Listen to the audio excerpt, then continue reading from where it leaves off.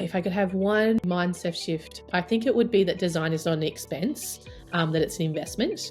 What should non-technical founders ask? Is there anything specific that they should be looking for? If a freelancer is only showing you polished screens, that should be a red flag. They should be explaining the research behind them. Welcome back to the Butterfly Podcast, episode 3. Today we're talking with Butterfly's creative director, Caitlin Smooker. Caitlin has many roles at Butterfly over the past 8 years, but maybe her most important role is her most recent, which is mother of a 1-year-old boy. But we're not here to discuss the joys of parenthood, but we are here to discuss all things design. But before we jump in, Caitlin, maybe you can start off by letting us know a little bit about, your journey on how you got here. As Daryl said, I've been at Butterfly for 8 years, and a designer going on 20, I think, which makes me feel very old. My journey at Butterfly has been a little bit, as Daryl mentioned, I've worn a couple of hats, always looking to improve the user journey and how our clients and their users interact with the websites, but coming from different angles and different viewpoints, I guess. So I started at Butterfly as an account manager, hoping to help direct clients and help them understand the best that they could get out of their projects, realizing that that's not where my passion lay, and kept veering off course from that role into design. Meant that me and the company realized that where I really belonged was kind of reimagining and reinvigorating the design team at Butterfly and what design looks like across the board. That's where I am today, now creative director at Butterfly. As I mentioned, my passion really is about ensuring that we're getting the best user journeys and experience for clients and their users, which sometimes means re-looking at what looks best to what is the best use and form, I guess. Yeah, and that can be a real challenge too. What people their ideas of what they might want in a design, but what's actually the most user-friendly or usable for the end person who is using that product. Exactly. Yeah, quite often, a client might really be wedded to, I'm going to use color as a very easy, understandable example, and it just might not meet kind of WCAG contrast requirements, which means that people viewing their website and trying to read the content on their website might not be able to do that. Can you tell me what's the difference between UI design and UX design, and why does it matter? That's a great question. So UX design is really about the strategy and understanding the user needs. And where there's visual design, the UI design is about taking those and these usability understandings and making it a really rich and inviting interface for the users to engage with. So effective user interface design, I believe, brings together that usability strategy piece and interactive design to build that emotive connection between the users and the product. Is it important to have two separate people doing these roles, or can one person just do both UI and UX on the same project? I believe it can be done by one person. However, I think it's really important that we identify and provide clarity around the two roles hats that they're wearing. There are some efficiencies that can be gained by having just the one person do all that work, but also design doesn't happen in a vacuum. So it's really important that if it is just the one person, that they have a team that they can lean on to collaborate, ideate, and make kind of verify assumptions with. Yeah.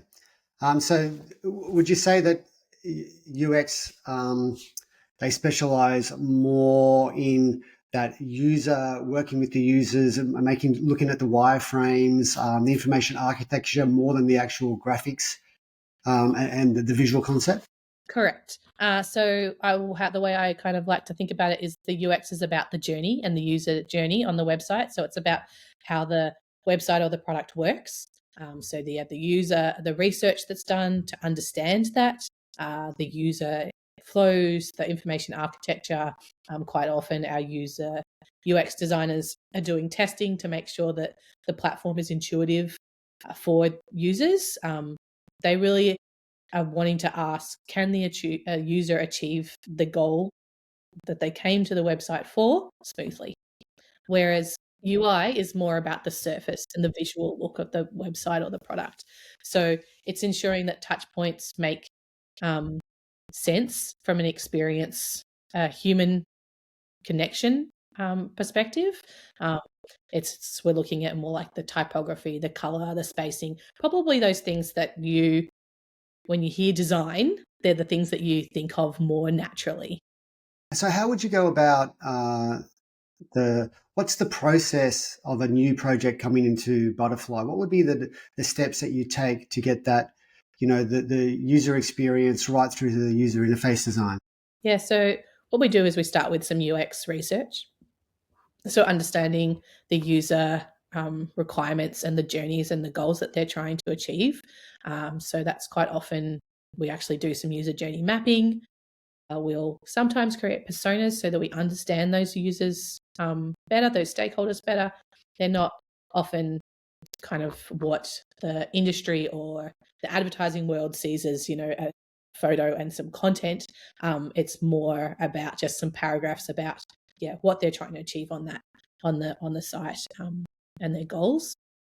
And then we'll do some wireframe and some prototypes. So just to verify and validate that the users can meet those journey requirements and those goals. Only when we're sure that we're meeting that and we understand that and we've had that signed off by the client do we then move on to the UI part of the project. So that's where we apply branding, look at the design system and accessibility. So a design system is put in place so that we have that consistency across the board. And it also allows us to work seamlessly with the software engineering team and the front end developers. Ensuring that we kind of take those processes ensures that we're not just like decorating the wrong solution, but designing the right one for both the business and the user, and then making it attractive to users. Yeah, I guess both are just as important, usability, but also you want your brand to look great. You want a great looking product all the way through. When you were talking about the wireframes and testing, does that mean that you're doing testing with actual users? Yeah, sometimes, quite often, depending on the size of the project, it'll be internal stakeholders within the client company.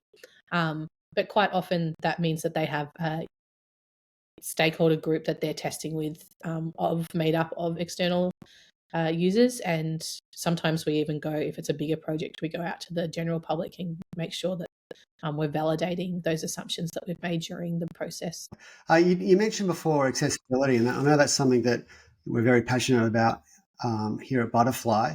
How does accessibility and the WCAG impact the design process? That's a great question, and one that is quite interesting, following from talking about UX design and usability, because sometimes the two don't go hand in hand. So you have to be, as the designer on the project, you have to think about the pros and the cons and make conscious decisions with the client about the decisions that are being made and the restraints and the constraints around those. So what are we letting go of to meet a usability preference or a goal, or the same vice versa to meet a accessibility goal? Would you say there's some trade-offs that you have to consider in regards to, are we pushing the brand, or are we staying with this color or font, or are we going to meet the guidelines? So is it kind of like a weighing up pros and cons? Yeah. So that's trade-offs is probably the words that I was looking for. A good example is carousel. From a usability perspective, if everyone had two hands, had perfect sight, was able to use a mouse, then a carousel is a great way for us to showcase a broad range of, say, services, and a really beautiful way to do that. However, from an accessibility point of view, that's quite tricky to achieve from a code perspective, because we need to make sure that someone using assistive technologies is able to click, hover, focus, make sure that they can then get to the next tile on that carousel. If they want to skip to 3 tiles across, make sure that they're able to do that in a pretty easy way. If you think about that from when you're using accessibility technology, and if you were using some like voice to text, that's a lot of listening that a user might have to do just to be able to get 3 cards across in a carousel. It's understanding those, talking through those with the client, and making those decisions about what the trade-off is and decisions. Sometimes we can find kind of shortcuts to that. So that could be deciding that some content isn't really that important for all users. But ideally, what we want to do is fall back on what's the best to make sure that everyone is able to access everything. Tim Berners-Lee, the inventor of the web, said the power of the web is in its universality. So access for everyone, regardless of ability, is essential. And that's what we really believe at Butterfly, is that we want to ensure that everyone is able to access everything. Do you have an example where website accessibility does actually benefit all people? It's kind of that example again, or it's ensuring that from a color perspective, like it could be, you're sitting in a cafe and it's really bright. And so if you have really low contrasting colors and you have, say yellow text on a light gray background, it's going to be hard to view if there's some glare coming off your screen. So if we have that contrast and we're setting it and we're doing it because we want to make sure it's accessible for everyone. So if we design for what we like to call the lowest common denominator, so someone that has got some vision impairment, it ensures that it doesn't matter what the situation is, everyone is able to see that or hear that or whatever that might be. Yeah, that's a really good example. People often think of website accessibility only for people who have disabilities, but there's so many places where, like that one you just said, color contrast can really benefit everyone. Yeah, so the kind of 4 guided principles of accessibility are: it needs to be perceivable, operable, understandable, and robust. A great example of that, not on the web, but I think is really easy for everyone to align with and understand, is the curb cut. So the curb cut was originally put in for wheelchairs to be able to come off the pavement onto the road and cross the road. But think about how much that helps other people access and go walk along or ride along and do their travels. So if you're on a bike, it means that you don't have to have that awkward jump down from the curb. If you have got a mum and you've got a pram, there's so many things that I'm noticing now as a mum that I benefit because that the world we live in and more so is being designed with an accessibility standpoint mindset. Yeah, no, that's fantastic. It's good to see so many organisations getting on board too these days. In your experience, where do design and tech typically misalign? I guess the clash really happens when the work is siloed. So designers may push for something that isn't feasible, or developers may implement a way to undermine usability. So at Butterfly, we make sure that we integrate design and the engineering team from the start. We all are in the handover meetings. We all look at in discovery. We all come up with the solutions together. For example, we use a reverse brief and critiques internally to ensure alignment, which saves a significant time in development later on. What should non-technical founders ask when hiring a designer or an agency? Is there anything specific that they should be looking for? They should be looking for someone that cares about not just the look and feel. So design isn't just about how it looks, but how it works. So we see at Butterfly, I believe we see design as a driver of trust and long-term success. So if the platform looks good but confuses users, then that's not a measurement for success. So if you're looking to hire a designer, you want to make sure that they're talking about how something works and the experience that they're building, not just that I changed the color from X to Z or I made the logo bigger. We want to understand why. Yeah, that's a great answer. So how would that differ from maybe reaching out and just working with a freelancer?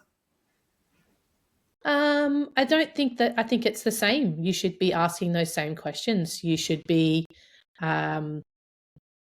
understanding the research behind it. So if a freelancer is only showing you polished screens, that should be a red flag. They should be explaining the research behind it. We don't just deliver pretty mock-ups. We need to be able to show that we've tested and we've validated and we iterate and ensure accessibility. I like to think, go back to when you were in school. I mean, I think it's changed a bit. It's even more so now. But if you did a test and you only showed the answer in maths, and you got the right number, you didn't get full marks. You got full marks if you showed how you got there. And you could almost get full marks if you got the wrong answer, but you showed that you did all the right working to get there. So we need to make sure that we're testing that or asking the right questions for that if you're hiring or working with a freelancer or hiring for a designer. So really the why behind it is just as important as the outcome. Exactly, yeah. What's your take on MVP design? Should the first version look like the final one, or would there be iterations between? Iterations is fine, especially if you're not sure at the beginning where you want to go or who you are. And you need to get something out there to better understand what your audience is looking for. You should be willing to test and iterate and adopt and change based on your user needs and your business needs. Just wrapping up now, if there's one mindset shift you wish non-technical leaders had about design, what would it be? Oh, if I could have one mindset shift, I think it would be that design is not an expense, that it's an investment. There is a cost, obviously, but the cost is not investing in UX early. The cost, it's about understanding that rework and user frustrations and that loss of trust is going to cost your business later on. So if you invest a little bit more at the beginning, you can avoid those potentially later on. So my advice to leaders would be to start a project, bring design in from day one, and see it as a strategy, and not just that surfaced piece of work, that final polishing piece. That's some great advice. Thanks for your time, Caitlin. I know you're busy. You got to get back to not only the creative work at Butterfly, but mum as well. Juggling a lot there. Thanks, and we'll speak to you soon. Thank you very much, Daryl. Lovely to talk to you. Bye.